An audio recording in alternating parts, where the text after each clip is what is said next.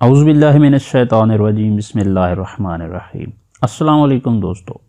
امریکہ میں کیتھولک عیسائیت کے ٹاپ پادری اور راہب ہیلارون ہیگی نے کہا کہ ان کا اسلام قبول کرنا کوئی تبدیلی نہیں بلکہ گھر واپسی جیسا ہے، کیونکہ نبی کریم صلی اللہ علیہ وآلہ وسلم کا فرمان ہے کہ ہر بچہ فطرت اسلام پر پیدا ہوتا ہے۔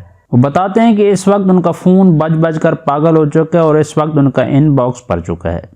یہ سب ان لوگوں کی طرف سے ہے جو ان کے قبول اسلام کو خوش دلی سے خوش آمدید کہنا چاہتے ہیں اور ان کے قبول اسلام کی وجہ کھوجنا چاہتے ہیں۔ انہوں نے مسلمانوں کی معجزانہ مہمان نوازی کو بھی کھلے دل سے سراہا۔ دوستو، وہ دنیا عیسائیت کا ایک بہت معتبر، معروف اور منجا ہوا نام تھے۔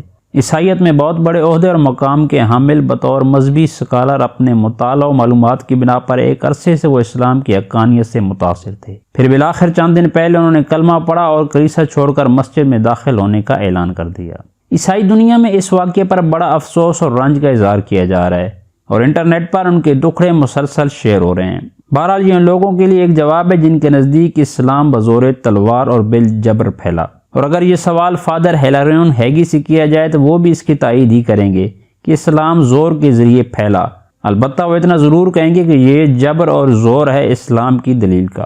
یہ دلیل اتنی طاقتور اور زور آور ہے کہ جو سیدھی دنیائی عیسائیت کے ایک نیک نام اور بلند مقام راہب و پادری کے دل میں جا گھستی ہے۔ اب اس کا کوئی کیا علاج کرے؟ بہرحال دنیا بھر کے جید دینی مسلمان رہنما سب کا فادر کو خوش آمدید کہہ رہے ہیں، جنہوں نے اپنا مسلم نام سعید عبداللطیف رکھا ہے۔ سعید عبداللطیف نے قرآن و حدیث کا براہ راست مطالعہ کیا اور حق کو پا لیا۔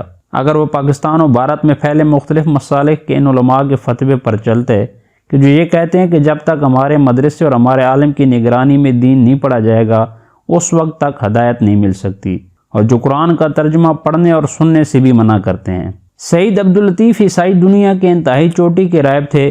ہدایت کی طلب اور کھلے ذہن سے قرآن و حدیث کے مطالعے نے ان کے دل سے غلاف ہٹا دیا اور وہ مشرف با اسلام ہو گئے۔